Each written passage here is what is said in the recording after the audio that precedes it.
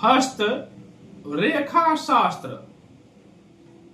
हथेली में पाए जाने वाले विभिन्न प्रकार के चिन्ह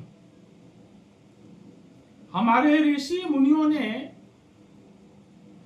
धर्म ग्रंथों में और पुराणों में हथेली पर जो चिन्ह पाए जाते हैं उनके बारे में बताया है और उसके फलादेश को भी बताया है।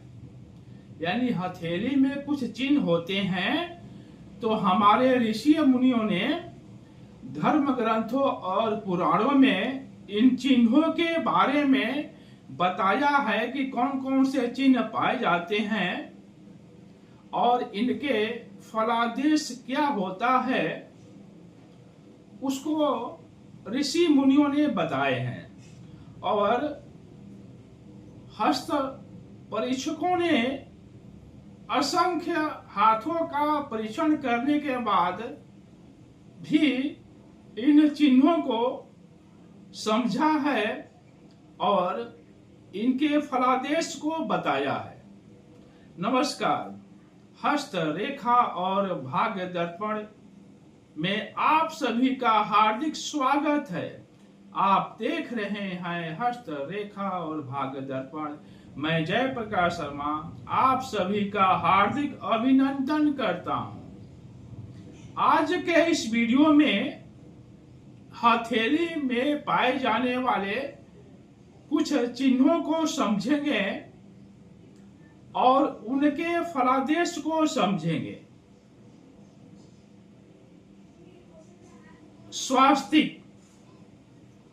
स्वास्तिक का चिन्ह हथेली में पाया जाता है तो यह चिन्ह इतना छोटा होता है, यदि आप बारीकी से देखें तो आप स्पष्ट कर सकते हैं कि हमारे हथेली में या किसी के हथेली में ये सब चिन्ह बने हुए हैं।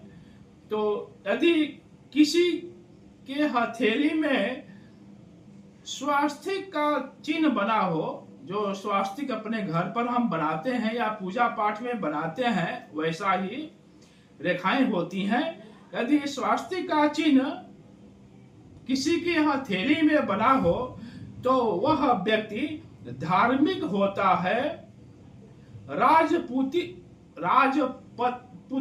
पूजित होता है, राज पूजित होता है, राजाओं द्वारा पूजा जाता है और धार्मिक होता है, महात्मा होता है और जो उसके दर्शन है बहुत शुभ और मांगलिक होते हैं। जैसे स्वास्तिक का गुण होता है वही गुण उस व्यक्ति में आ जाता है। पद्म। जिसके हथेली में, जिसके हाथ में पद्म का चिन्ह हो वह व्यक्ति बहुत उदार हृदय वाला होता है और राजकीय सेवाओं में उच्च पदाधिकारी होता है। शंख। शंख वाला व्यक्ति जिसके हथेली में शंख का चिन्ह हो वह देव द्विज पूजक और भगवान विष्णु का भक्त होता है। यानी जिस व्यक्ति के हथेली में देखिए, एक तो होता है कि अंगुली के पहले पैर पर भी शंख का चिन्ह होता है, लेकिन हथेली में होना चाहिए। यदि हथेली में शंख का चिन्ह है तो वह व्यक्ति देव द्विज पूजक होता है, भगवान विष्णु का भक्त होता है। छत्र। जिस व्यक्ति के हथेली में छत्र का चिन्ह हो तो यह छत्र का चिन्ह राज्य का प्रतीक होता है।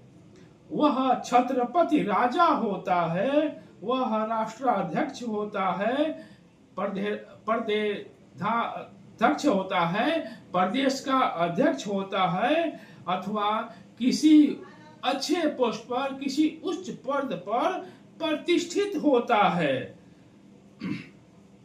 रथ। जिस व्यक्ति के हथेली में हाथ में रथ का चिन्ह होता है वह वाहन सुख से परिपूर्ण होता है। यानी यदि हथेली में रथ का चिन्ह है तो उसके पास वाहन भी होते हैं, वाहन सुख से युक्त होता है, यह धनी होता है, बुद्धिमान होता है तथा यह व्यक्ति मिलनसार होता है। शत्रुओं पर इन्हें विजय प्राप्त होती है। चंवर, जिस व्यक्ति के हथेली में चंवर का निशान हो वह व्यक्ति उच्च अधिकारी पद प्राप्त करता है, यह उच्च पद प्राप्त करता है। चक्र, जिस व्यक्ति के हथेली में चक्र का निशान हो वह राजा के समान होता है, यह उसके वैभव और शक्ति का प्रतीक होता है। यानी चक्र जो है उसके शक्ति और वैभव का प्रतीक होता है। मत्स्य, मछली का चिन्ह, मछली का चिन्ह वाला व्यक्ति जिसके हथेली में मछली का चिन्ह हो, मत्स्य का चिन्ह हो, वह सुखी होता है, धनवान होता है तथा अनेकों मित्रों से युक्त होता है। गदा, जिस व्यक्ति के हथेली में गदा का चिन्ह हो उसमें शासन करने की योग्यता होती है। यानी जिस व्यक्ति के हथेली में गदा का चिन्ह हो उसमें शासन करने की योग्यता होती है तो तथा उसमें अद्भुत शारीरिक क्षमता होती है, अद्भुत शारीरिक बल होता है। हमारी पूरी टीम की तरफ से आप सभी को बहुत बहुत धन्यवाद।